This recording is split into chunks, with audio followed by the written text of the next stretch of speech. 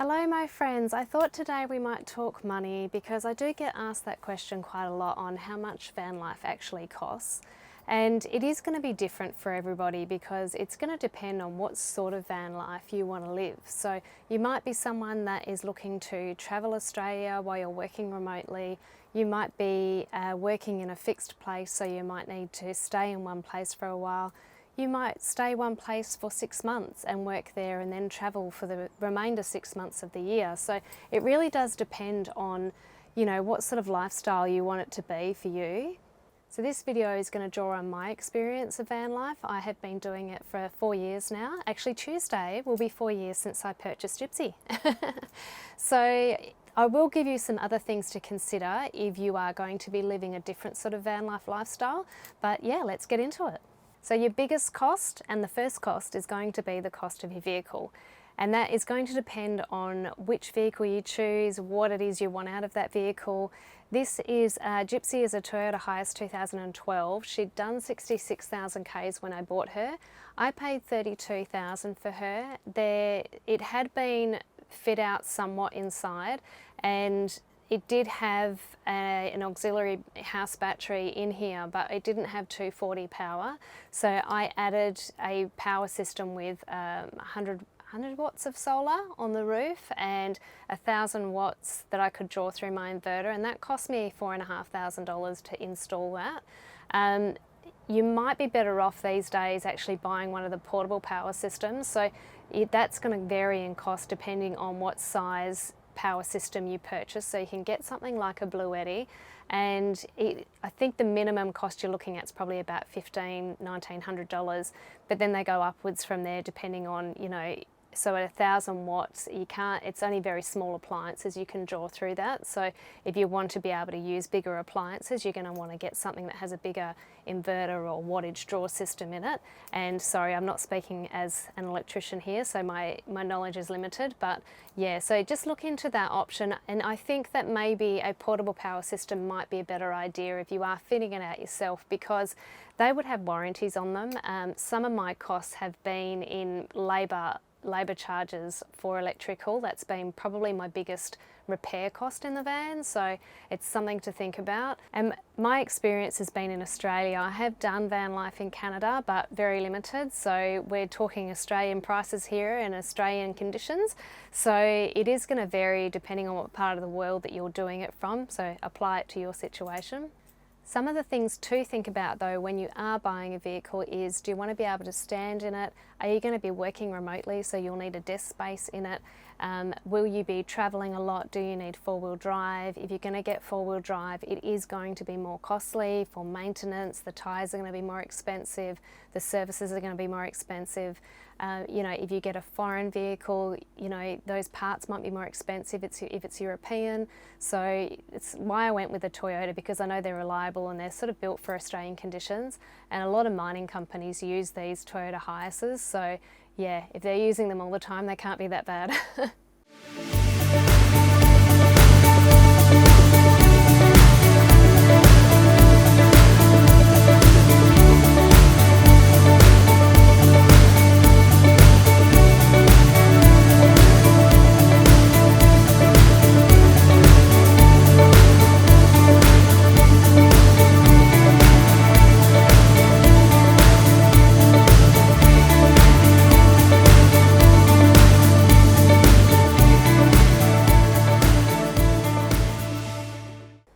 Some of the fixed or regular costs that you're going to have every month or annually, and I'll try and talk in annual terms here. My insurance on this one is $1,733 a year, and I pay monthly, so I pay $138 a month, and this is insured for $38,000, but there's also some additional coverage in there for my equipment as well that I have in here, like my laptops and my cameras and things like that, because I've got a fair bit of equipment. So do a shop around. This is registered as a camper van, so I have gone with KT insurance, not saying that they are any better than any other, it's just who I've gone with. I'm not making recommendations. So look that up, but that's what I pay. And that's obviously for this vehicle. And I think if you're just insuring it as a normal vehicle, one thing I did find when I did it originally was that the insurers would generally go off the year of the vehicle, not the mileage. So even though she was a 2012, she'd only done 66,000 Ks, so she was almost brand new, but I could only insure her through, via normal insurance for 22,000. So she was underinsured in my eyes for quite a while. And so when I changed it to a camper van earlier this year, I wound up going with KT Insurance because they only do camper vans and caravans. And I feel a lot better because I feel like a lot more of the vehicle is insured properly that way. And when it comes to registration, I think registration is a little bit more based on the size and the weight of the vehicle.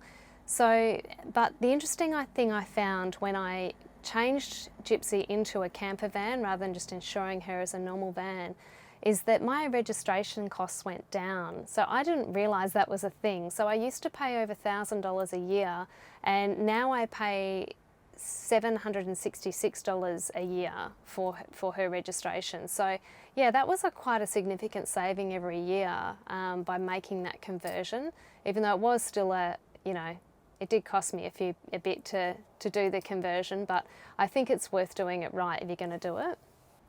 Now, telephone and internet are really important for me because I do work on the road. I work in finance and I do Teams calls. I also have to upload YouTube videos a lot. So it's really important that I can access the internet wherever I am. So when I started van life, I was just using the Optus network, using a MASIM. So a MASIM uses the Optus network, but it is a lot cheaper. So I was paying very little per month, like $39 a month. And whatever data I didn't use, it would get banked into the next month. So I do recommend a MASIM for costs, keeping costs down.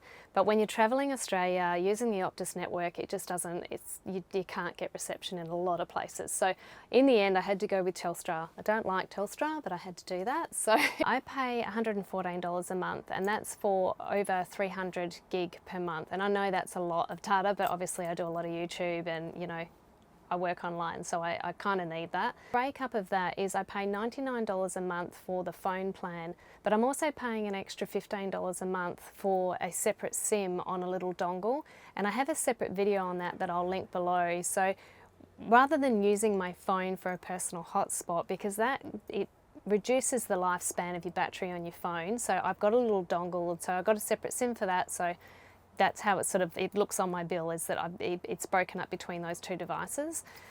Now, I also have Starlink, and it was a little bit of an exorbitant expense for me because it is $80 a month that I'm paying for Starlink, and that's for 50 gig of data. It's not a lot of data, so I don't use it all the time. Now, Telstra and Starlink, they don't data bank, so whatever gig I don't use, it doesn't go forward to the next month, which is really disappointing. Anyway, not much I can do about that. But in saying that, Starlink has been amazing. It just means that I can pretty much work from anywhere. It does hinder me if I'm in a national park and I've got a lot of trees above me. I can't really use it there. So there are still some limitations, but what I did in Exmouth recently, and I noticed a lot of people doing this, I didn't realise that the Starlink Mini actually works through your windscreen. So I actually bought a DC charger for it, and I plugged it into my cigarette lighter, and I had it sitting on my dash, which there was so many people doing it in the country, it was quite funny. But it just meant that I had reception anywhere. So, when I'm crossing the Nullarbor next time, I will have reception there. So yeah, that's $80 a month for the Starlink. Now, it's a personal choice whether you get private health insurance or not. I do have private health insurance, and I've had it most of my life. I'm not going to sit here and debate on whether you should or shouldn't have it. The reason I did purchase it is because we have a system here in Australia called Medicare, which is basically it's our free health system that we have here, but everyone contributes to that in some way, shape or form. And because of what I earn, I was paying quite a bit towards that Medicare. So the more, if you have private health insurance, your Medicare levies will come down. And when I looked at that, it's just started raining. Sorry, it just started raining, I had to close the door. So when I looked at that, I thought, look, it's only going to cost me a couple $100 more a year to have private health insurance. So that was the reason why I stuck with it. I pay just over $100 a month for that, and obviously that's going to vary every person because it's going to depend on your health history, your age, which provider you choose to go with. I just go with HBF because I've been with them most of my life, so that's who I'm with. But yeah, personal choice for you on that one. So I did touch before slightly on vehicle maintenance, and I think vehicle maintenance is so important because it just saves you in the long run. If you neglect your vehicle, it's going to cost you for larger repairs later down the track. So it's so important to make sure you do service your vehicle regularly. So I get mine done at least twice a year, so every 6 months or 10,000 kilometres. It costs me between $200 or $300 to get it done. You know, they'll do things like change your oil and your filters and just check for anything that's, you know, can potentially go wrong, anything that needs replacing. I think the only thing I've actually had to do with mechanically wise with Gypsy was change the drive belt, and that wasn't that much. I think it was a few $100s. So, you know, it is important to do it. I also get my wheel alignment done once a year. I usually do it before I cross the Nullarbor, just because it also affects your tyres as well. Like, I've had a noise in my tyre once and I was like, what? And there was nothing in the tyre, but because my wheel alignment was out, the inside of my tyre was wearing, and so it was causing this sort of bumping sound. So just things like that, you know, just to get the wheel alignment done to protect your tyres, because you are going to have to replace your tyres, you know, once every, I don't know, is it a couple of years? I've only had to do it once in Gypsy. So, but if you once again have a four-wheel drive or something, it is going to be more costly for you. So yeah, have a think about the type of vehicle you've got, and you might need to allocate a little bit more per year for vehicle maintenance. And it is a good idea just to have a bit of, you know, funds in the background just in case something does go wrong, because obviously there's things on the road that happen as well. So you just never know. It's always good just have a bit of backup funds there for that. So food and fuel are going to be your biggest everyday expense. That is going to depend on, once again, how you live your life. For fuel, it's going to depend on whether you're in travel mode. You know, will you be traveling all year, part of the year, will you be traveling at all? It depends on what part of the country you're in. So some parts of the country I pay $2.70 per litre. Other, you know, when you're in major cities, you can pay as low as maybe $1.50 a litre. So it is going to depend a lot on where you are, how often you're travelling. I'm not going to go through my costs, only because I'd have to go back through a full year of my credit card to work out how much I've actually spent, and I just can't be bothered doing all of that. So I'm not that interested. It is one of my biggest expenses, I know that, because I do travel a lot, so I'm traveling all the time. So I can't really tell you how much it's going to cost. It's going to depend on you and how much you want to travel. For food, once again, that will vary a lot too. So for a single person, you might spend $100 to $200 a week. It depends on how frugal you want to be. Do you eat out? Do you cook a lot in the van? I have started cooking a lot more in the van this last year because I've discovered my Instant Pot, and I've got my Kick-Ass grill and my George Foreman grill. So I can cook a lot more meals in here. But in saying that, I don't really have, like, I've got a little freezer section in my fridge, but it's not, you know, it's not enough that I could freeze meals and reheat them in the Instant Pot. I used to do that a lot when I lived, with the family even. I'd cook up big batches and then I would freeze those so I could have different meals all the time just ready to go. It's just really easy. So, but you know, you might be someone that eats out all the time. Before I was doing a lot of cooking in the van, sometimes I would want that cooked hearty meal, and so, you know, I would go and eat out a lot more, and I have found I have saved a lot more money. So yeah, it depends, and once again depends on what part of the country you're in. You know, if you're, you know, more remote locations like northern parts of WA, it's going to be more expensive for food, and the cost of food just keeps going up. I don't know why. I'm not an economist, but you know, it is what it is.